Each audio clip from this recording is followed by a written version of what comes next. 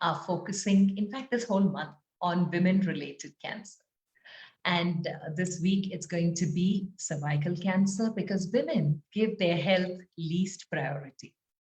No woman should die from cervical cancer, though the elimination initiative by WHO is amongst and aiming at a 70% women to be screened by 2030, there still is a very low awareness. Together, we can end cervical cancer once and for all, is their belief. Cervical cancer is one of the most treatable forms of cancer as long as it's detected early and managed effectively. January is the Cervical Cancer Awareness Month.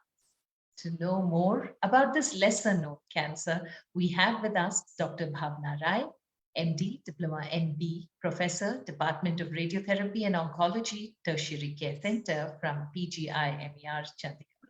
Her areas of interest are treatment of gynecological cancers, gynecology, brachytherapy, palliative care.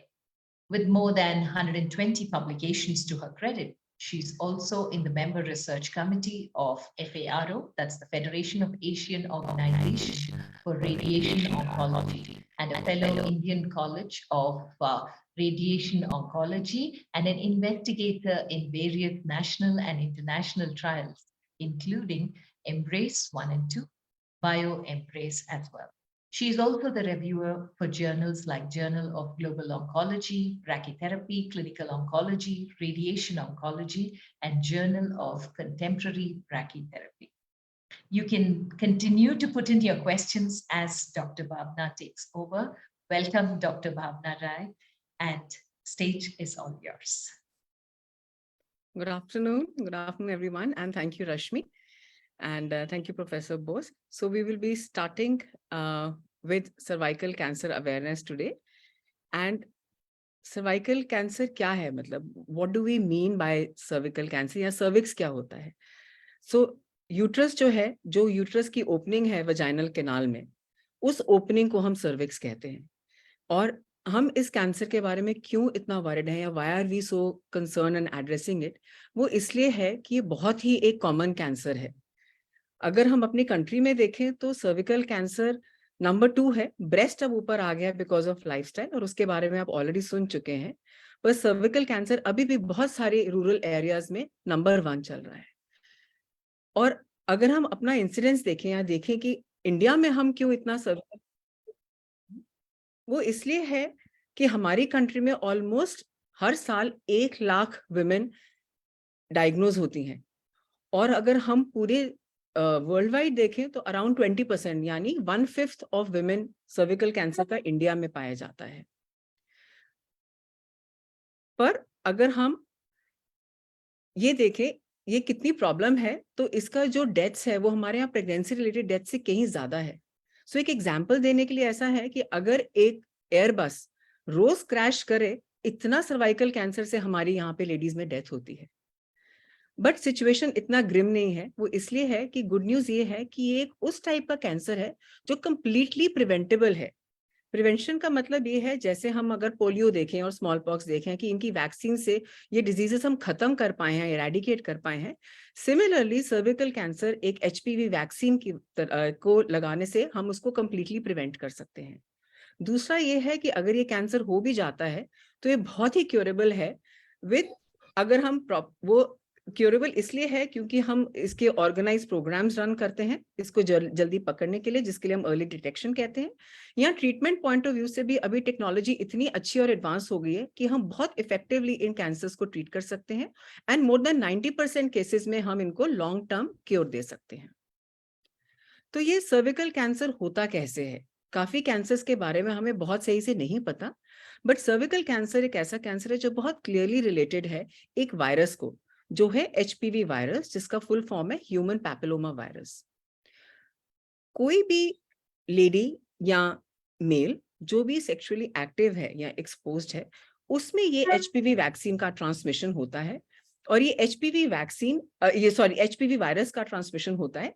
और ये जो virus है ये बहुत ही different प्रकार का है और बहुत ही एक नॉर्मल काइंड ऑफ वायरस है जो रहता है. इसमें से कुछ पर्टिकुलर वायरसेस होते हैं जिनको हम HPV 16 या 18 टाइप्स होते हैं जो हाई रिस्क होते हैं. और मोर देन 75% लेडीज जो सेक्सुअली एक्टिव हैं वो बाय 18 से 22 साल की उम्र तक इस वायरस को एक्सपोज हो चुकी होती हैं। और सिर्फ ये एचपीवी वायरस का आगे इसको रिस्क कैसे बढ़ाता है, एक तो ये वायरस हो गया जिसकी वजह से होता है, पर आगे उससे कौन से फैक्टर्स हैं जो हमें इसको प्री डिस्पोज करते हैं या ज्यादा रिस्क पे डालते हैं, वो है early age of marriage. Early age of marriage directly correlate करता है आपका एज एट सेक्सुअल एक्सपोजर। फिर होता है मल्टीपल सेक्सुअल पार्टनर्स जो कि नहीं होने चाहिए। लो सोशियो इकोनॉमिक क्लास, वो इस वजह से है क्योंकि आप जेनिटल हाइजीन नहीं मेंटेन कर सकते हैं, लेडीज के पास अवेलेबिलिटी नहीं होती है पैड्स यूज करने के लिए, लेडीज को क्लेanलीनेस का नहीं अंदाजा होता है, और वो एक लोअर सोशियो इकोनॉमिक क्लास में देखा जाता है। दूसरा है early age at pregnancy. Cervix जो ऐसा है, जितना एक्सपोज रहेगा प्रेगनेंसी को उतना ही चांस ये बढ़ता चला जाएगा, क्योंकि वो उसको बार बार इरिटेट करेगा। तो मल्टीपल प्रेगनेंसी जिनमें बहुत ज्यादा बच्चे होते हैं वो इसके साथ कोरिलेटेड रहता है। फिर स्मोकिंग, स्मोकिंग से भी रिस्क फैक्टर बढ़ता है। और इम्यूनो कॉम्प्रोमाइज हो, यानी कोई भी ऐसी बीमारी जिससे हमारी इम्यूनिटी कम होती है, उसमें ये एचपीवी इन्फेक्शन होने का ज्यादा चांस होता है और उसकी वजह से रिस्क फैक्टर बढ़ जाता है। तो अब आए कि इसके सिम्टम्स या लक्षण क्या होते हैं, कैसे आपको शक हो सकता है कि आपको सर्वाइकल कैंसर है। अनयूजुअल वजाइनल डिस्चार्ज बहुत ही कॉमन कंप्लेंट है। मोस्टली लेडीज कहते हैं कि ल्यूकोरिया है, कोई ऐसी प्रॉब्लम नहीं, सबको होता है, और आपस में बात करके ही बंद कर देते हैं। बट ऐसा नहीं है। अगर ये नॉर्मल से ज्यादा हो रहा है, बदबूदार है, काफी लंबे समय तक चल रहा है, तो प्लीज अपने डॉक्टर को दिखाना चाहिए। दूसरा चीज है एबनॉर्मल ब्लीडिंग, पीरियड्स के बीच में ब्लीडिंग होना। स्पेशली इसका फर्स्ट लक्षण होता है कि अगर इंटरकोर्स के टाइम स्पॉटिंग या ब्लीडिंग होना, तो वो यूजुअली फर्स्ट साइन और सिम्टम रहता है। और मेनोपॉज होने के बाद भी अगर लेडीज में ब्लीडिंग चल रही है तो आपको डॉक्टर के पास जांच कराने जाना चाहिए, ये रूल आउट करने के लिए। एडवांस केसेस में सिम्टम्स हो जाते हैं कि टांग में दर्द हो सकता है, पेट के निचले हिस्से वाले एरिया में लगातार दर्द हो सकता है, या लोअर बैक में दर्द हो सकता है। जब ये आगे दूसरे ऑर्गन्स को इन्वॉल्व करता है तो कई बार लैट्रिन वाली जगह से खून निकल सकता है, या पेशाब वाली जगह यानी यूरिन ब्लैडर से खून निकल सकता है। और कई लेडीज ऐसी होती हैं जिसमें कोई सिम्टम्स ही नहीं होती। तो अगर कोई सिम्टम नहीं है तो हम इसको कैसे डील करते हैं। दूसरा है, ये जो सर्विकल कैंसर है इसके बड़े डिफरेंट डिफरेंट लेवल्स होते हैं। एक तो मैंने आपको बोला प्राइमरी प्रिवेंशन, जो सिर्फ वैक्सीन के लिए रहता है, जिसमें हम उसको जड़ से ही आगे बढ़ने से ही खत्म कर देते हैं। सेकेंड चीज रहता है स्क्रीनिंग, जिसमें हम इसको बहुत जल्दी जल्दी पकड़ते हैं। वो इतनी जल्दी पकड़ते हैं कि उसको या तो हम प्री कैंसर स्टेज यानी कैंसर डेवलप होने से जस्ट एक स्टेज पहले, या हम उसको बहुत ही छोटी स्टेज में पहले पकड़ लेते हैं जो माइक्रोस्कोपिक लेवल होता है, जो कि हम आंख से नहीं देख सकते। नेक्स्ट स्टेज आती है ट्रीटमेंट की, और उसके बाद आती है एडवांस कैंसर की मैनेजमेंट। तो अगर हम इसकी स्टेज पे बात करें कि हमने कैसे इसको अप्रोच करना है, तो आता है सर्वाइकल कैंसर स्क्रीनिंग। स्क्रीनिंग क्या होती है, जो मैंने आपको बोला कि हम इसको बहुत जल्दी पकड़ने की कोशिश करते हैं या कैंसर से पहली वाली स्टेज पे पकड़ने की कोशिश करते हैं। इतना सिंपल स्क्रीनिंग इसका ये है कि सिंपल विजुअल इंस्पेक्शन, यानी अगर एक महिला अपनी जांच करवाए जाके बच्चेदानी की, या सिंपल जिसको हम पेल्विक एग्जामिनेशन कह देते हैं, तो उसी से हम काफी केसेस पकड़ सकते हैं। सो मच सो कि ये देखा गया है कि कंट्रीज जो हाईली पॉपुलेटेड हैं, जहां ये प्रेवलेंट है, जैसे इंडिया, अफ्रीका, इन कंट्रीज में, कि अगर एक लेडी अपनी पूरी लाइफ टाइम में एक बार भी एक एग्जामिनेशन ये करवा ले पेल्विक का, तो 35% तक रिडक्शन रिस्क का हो जाता है। तो बहुत ही सिंपल चीज है कि एक बारी अपने आप डॉक्टर को टेस्ट कराओ, उसके ऊपर डॉक्टर उस पे कुछ डिफरेंट स्टेन्स लगा के या जांच करके देखते हैं कि आपको वो चेंजेस नजर आ रहे हैं कि नहीं आ रहे। दूसरी चीज है पैप स्मीयर, ये आप सबने सुना होगा। इसमें हम एक ब्रशिंग लेते हैं जिससे सिर्फ उसके बच्चेदानी के मुंह का पानी टेस्ट करते हैं। ये भी आजकल 2 प्रकार के होते हैं और बहुत वाइडली अवेलेबल है हर गवर्नमेंट हॉस्पिटल या डिस्पेंसरी या क्लिनिक में। तीसरा आ जाता है कि हम एचपीवी डीएनए टेस्टिंग करते हैं। जिस प्रकार आप सबने कोविड में सुना होगा कि हम सारे ये टेस्ट करवा रहे थे, पीसीआर और इस टाइप की टेस्टिंग करवा रहे थे, सिमिलरली हम एचपीवी वायरस की भी डीएनए की टेस्ट कर सकते हैं कि वो रिस्क वाला टाइप है कि नहीं है। और अगर हम प्रिवेंशन के तौर पे आ जाएं, जिसमें हम कहते हैं उसको हम जड़ से खत्म कर रहे हैं या हम उसको एचपीवी को ही खत्म कर दे रहे हैं, वो है वैक्सीन। सो ये जो पिक्चर्स मैं आपको दिखा रही हूँ, ये एक सर्विकल एग्जामिनेशन की है जिसमें केवल डॉक्टर ये देखते हैं कि इसकी लुक कैसे आ रही है और उसके बेसिस पे आपको बता देते हैं कि इसमें कुछ एबनॉर्मल लग रहा है कि नहीं। तो जैसे कि मैंने आपको बताया कि पैप टेस्ट ऐसा है जिसमें हम ये बच्चेदानी के मुंह से इस पानी की स्क्रैपिंग लेते हैं। इसमें कोई दर्द नहीं होता है, आपको डॉक्टर के पास जाना होता है और एक ब्रश को हल्का सा घुमा के इसका टेस्ट ले लेते हैं।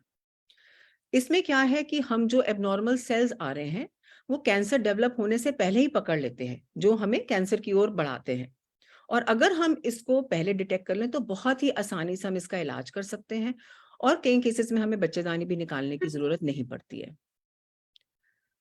अगर अक्सर क्या देखा गया है कि लेडीज घबराती हैं पैप टेस्ट जाने के लिए। क्यों? क्योंकि हमें डर रहता है कि ऐसा तो नहीं कि मैं टेस्ट कराऊंगी और मुझे कैंसर आ जाएगा। ऐसा नहीं है। ये पैप टेस्ट हमें बहुत सारी चीजें बताता है हमारी वेजाइनल हेल्थ के लिए या उस यूट्राइन हेल्थ के लिए।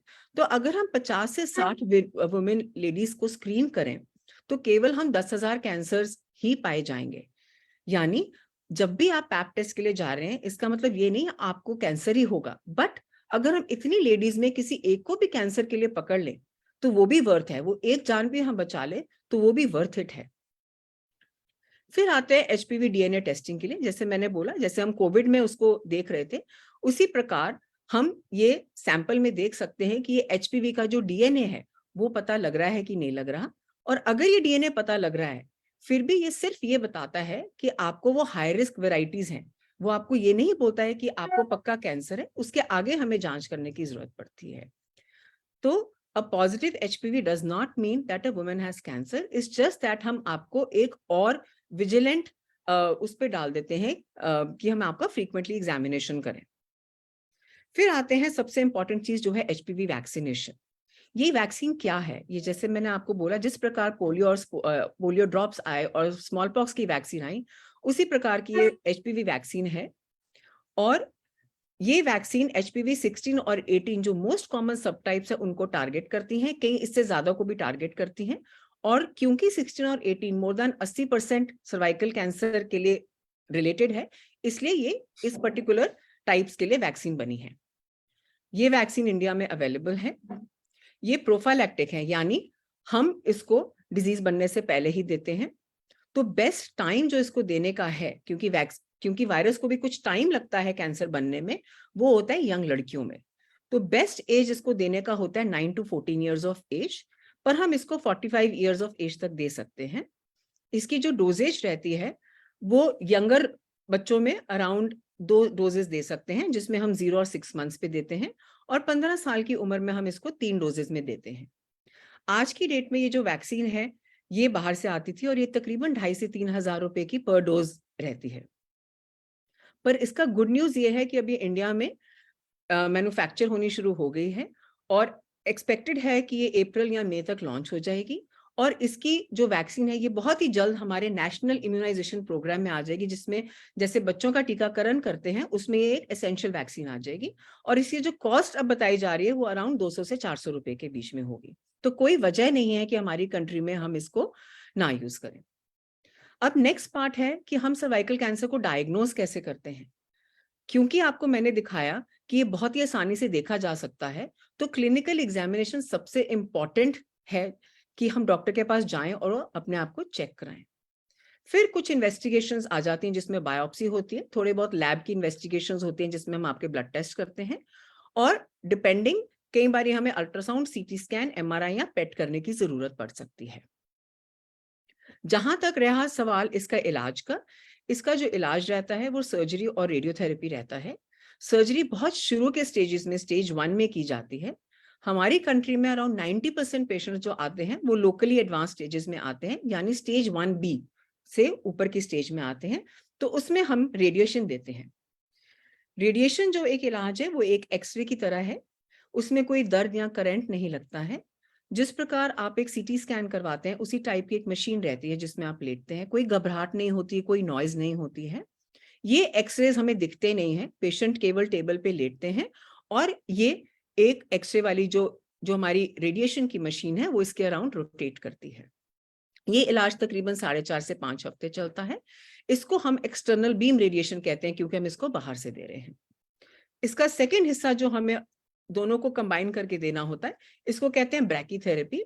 इसमें हम जो रेडिएशन के सोर्सेज हैं वो पेशेंट को बेहोश करके कुछ टाइम के लिए अंदर डालते हैं, और ये इलाज जो है कुछ मिनटों का है, और ये सारा जो प्रोसीजर रहता है कुछ घंटों का है। अगर हम ये सब चीज इफेक्टिवली करें तो हम मोर देन 90% क्योर रेट्स देते हैं। साथ में इसके कीमोथेरेपी ऐड की जाती है। कीमोथेरेपी दवाइयां होती हैं जो नस के द्वारा दी जाती हैं। जो सर्विकल कैंसर के लिए कीमो होती है उसमें कोई बाल बाल ऐसा नहीं झड़ते हैं। अलग से कीमोथेरेपी इसका ट्रीटमेंट ऑफ चॉइस नहीं है। तो मेन ट्रीटमेंट इसका सर्जरी और रेडियोथेरेपी है। रेडियोथेरेपी की मैंने आपसे बात की है। अब आगे सर्जरी की बात प्रोफेसर एस.एम. बोस आपसे करेंगे। Sir please. Thank you, Dr. Bhavna. You have made my job very easy. जैसा कि मैंने ब्रेस्ट कैंसर के लिए बताया था, वैसे ही कैंसर सर्विक्स में भी अगर अर्ली स्टेज में खाली सर्जरी हो सकती है, और ये डिपेंड करता है कि किस तरह की सर्जरी करनी है, साइज ऑफ द ट्यूमर, रसौली कितनी बड़ी है, स्टेज ऑफ द डिजीज, मतलब यहाँ पे खाली रसौली है या बढ़ गई है या इसके आसपास के लिम्फ नोड्स में भी फैली हुई है। और तीसरी इंपॉर्टेंट चीज ये है कि क्या ये लेडी अगर यंग है या मिडिल एजेड है, क्या ये आगे प्रेग्नेंट होना चाहती है, क्योंकि अगर ये प्रेग्नेंट होना चाहती है तब फिर इस यूट्रस को या ओवरीज को नहीं निकाला जाता। इन चीजों पर ध्यान देकर ही फिर सर्जरी के लिए। लेकिन सबसे बड़ी बात तो यह है, अगर आप जल्दी से डॉक्टर के पास जाएंगे, उसका इलाज करवाएंगे, तो आपके खाली बीमारी को निकाला जाएगा। जैसे कि ये जो छोटा सा ट्यूमर है, अगर आप अर्ली स्टेज में स्टेज 1 में जाते हैं तो खाली इस ट्यूमर को निकाला जाता है, बाकी सारे जो बच्चेदानी, ओवरीज या वेजाइना रहती है। लेकिन अगर बीमारी फैल जाती है यहाँ पर लोकली, तो सर्विक्स को पूरे को निकालना पड़ता है, यहाँ से इतने हिस्से को निकाल के फिर जोड़ देते हैं। और अगर बीमारी और ज्यादा फैली हुई है, जैसे कि डॉक्टर भावना ने बताया कि 30% 90% में ये बीमारी फैली हुई होती है, तब मरीज हमारे पास आते हैं। तब उसमें तो पूरा रेडिकल हिस्टेक्टमी, मतलब बच्चेदानी को निकालना पड़ता है, ओवरीज को निकालना पड़ता है, सर्विक्स को तो निकालते ही हैं, और साथ में वेजाइना के पार्ट को भी निकालते हैं। और अगर यहाँ पे लिम्फ नोड्स कहीं पर आसपास मिलते हैं तो उसको हम लोग कहते हैं रेडिकल हिस्टेक्टमी। तो आप अगर जल्दी से जल्दी डॉक्टर के पास आएंगे और ऑपरेशन करवाएंगे तो आपकी बीमारी न केवल कंट्रोल होगी, लेकिन आप में म्यूटिलेशन, मतलब आपकी ऑपरेशन भी छोटा होगा।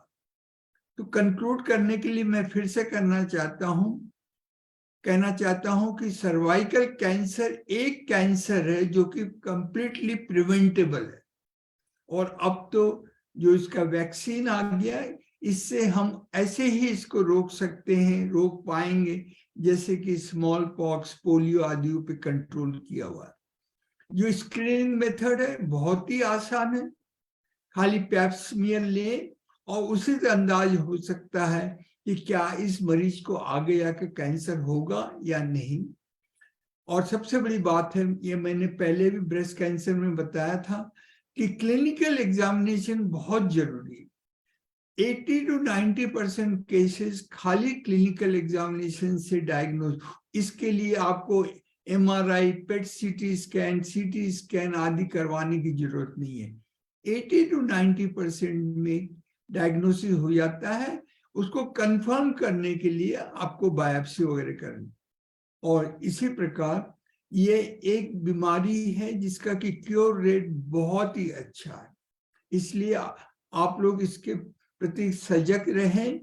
अगर आपको डॉक्टर भावना ने जो बताया है कोई भी सिम्टम्स हैं तो जल्दी से जल्दी डॉक्टर के पास जाए और क्वालिफाइड डॉक्टर या स्पेशलिस्ट के पास जाकर अपने आप को बिल्कुल ठीक कर ले। Thank you very much.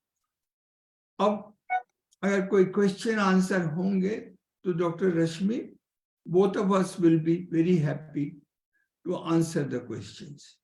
Sure, Dr. Bose. This was very proactive, Dr. Bhavna. Many of the questions that started coming, you were already answering. Like the first question that popped up was, at what age should HPV vaccine be given to young girls? You said 9 to 14. But if the child has passed 14 or maybe in her 20s, is it wise to take the vaccine? Will it have any effect, or then it is the clinical test that? No, definitely. You know, like I said, कि up to 45 years of age, we can give this vaccine. इसका एक latent period रहता है for the cancer to develop, which is around 10 years that they say. तो जितना जल्दी हम vaccine देंगे, उतना better efficacy है. And as long as it is given before the first sexual intercourse, that is, they say, is the best efficacy. Nevertheless, despite even we give it even in married women, so up to 45 years of age, ये vaccine का definitely benefit है.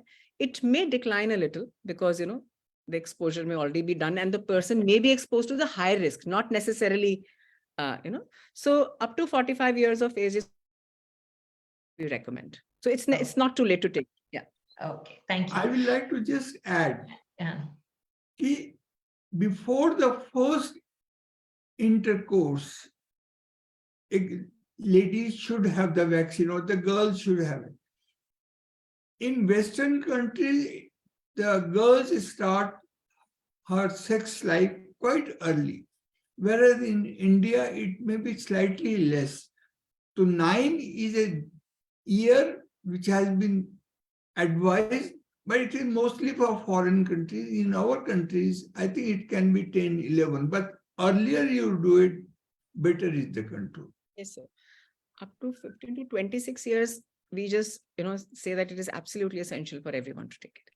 Okay, so the next question is, some places it says boys should also be given HPV vaccine. Is that right, and why? Yes, so that is absolutely right. And this is more in countries like Australia and all. See, HPV is a virus which does not only cause cervical cancer.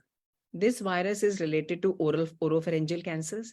This virus is related to anal cancers. And because of various sexual preferences that our society is now on about, there are increased chances of these malignancies as well. So we are seeing these kind of, you know, rise as well. So that is why in countries, in Western countries, they are advocating this vaccine even in young boys. But if we talk about our country, because of the sheer volume of cervical cancer and because it is such a huge burden, we are currently targeting CS cervix. That subgroup or that percentage is very small, you know, of HPV related or these kind of related tumors. Yeah. Okay. At what age should girls or women start Pap smear tests, and what frequency does it have to be done? Yeah, so we usually advocate starting Pap tests not less than 30 years of age, you know, 25 to 30 years of age, not before that. And every 3 years, they should undergo a Pap screening.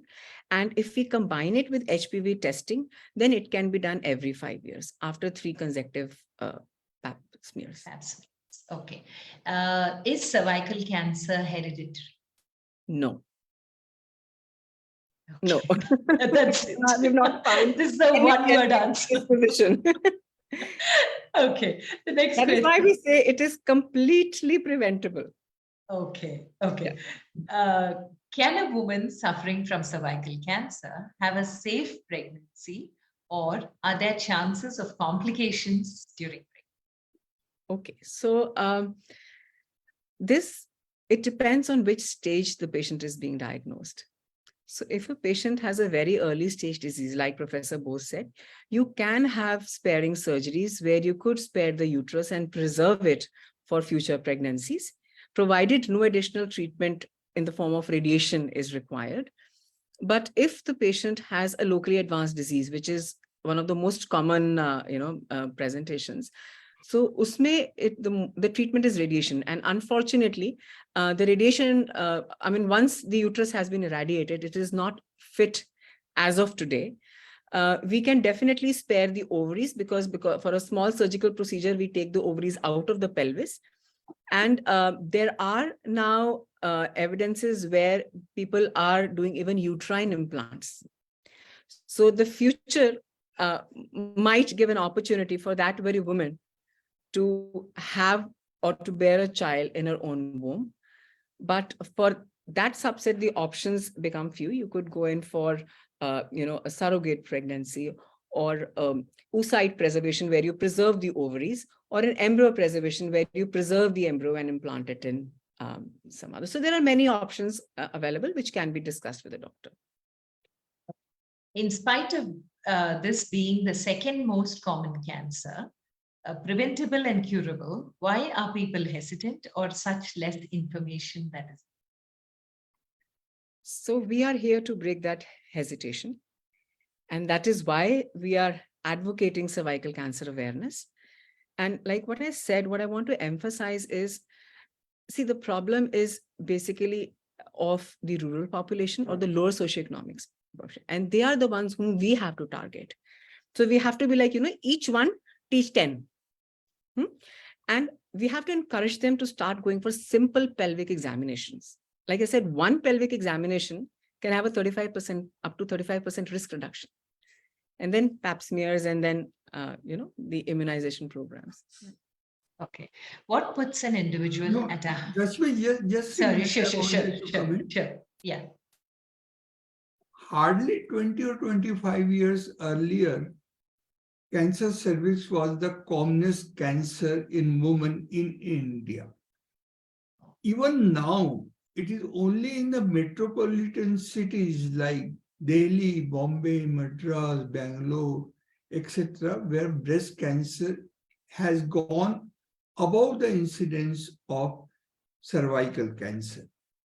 Similarly, although pap smear should be done at the age of 30 or 35 years, but in our country where the girls are getting married at a very early age, if they are getting married, it means their sexual activity is also going up.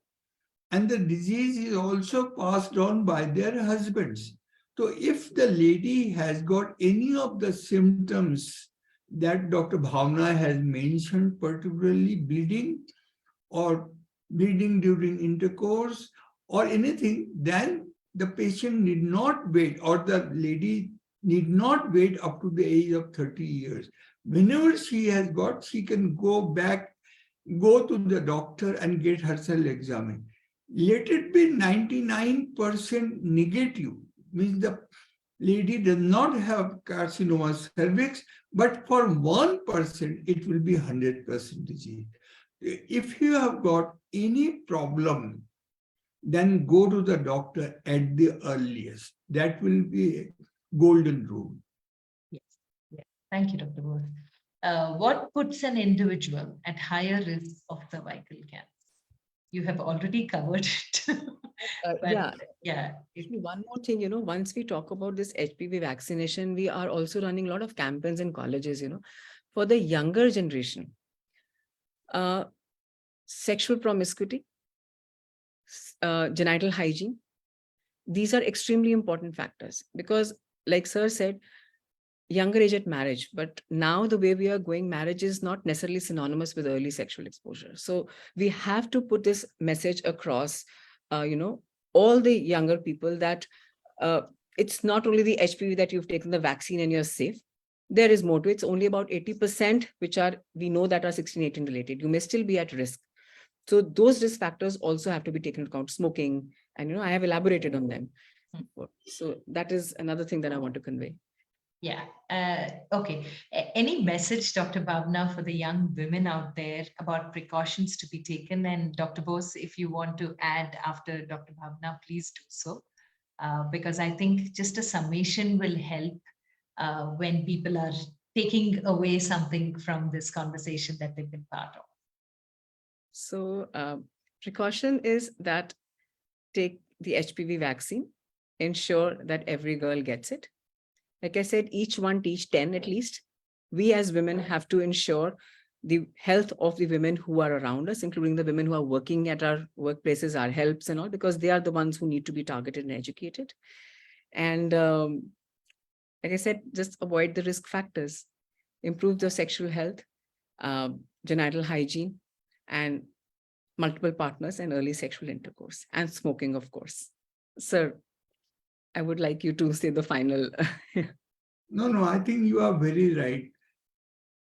We have to ensure that the lifestyle of an Indian lady or younger teenager is what was the Indian culture earlier on. But as it is happening now, every girl or most of the girls or ladies have got boyfriends. They are living together, and not one boyfriend, but multiple boyfriends. And this is if the man has got this HPV virus, he is passing it on to the lady. And if lady has got multiple partners or anything, she is spreading it, the disease.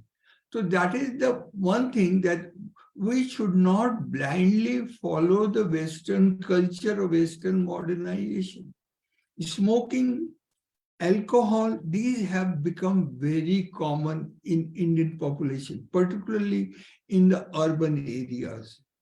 And this is supposed to be status conscious, that the lady is smoking or taking wine in parties or everywhere. And this definitely lowers the immunity. And that is why this is very important, that we have to change our lifestyle. Do not follow Western culture blindly.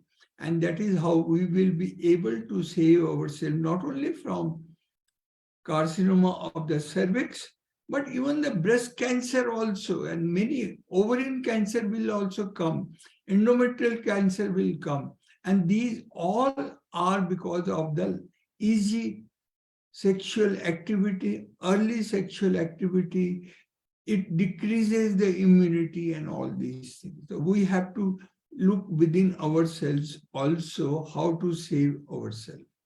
Yeah, and just adding on to what Sir has said, we are seeing, although cervical cancer is slightly on the decline. I mean, if you look at, a complete picture, but we are seeing younger women also being diagnosed with cervical cancer. So what Sir has said is absolutely right. We just don't need to feel safe once we have the vaccine. Culturally, and I mean, we have to have that right. Powerful words from both our medical professionals here.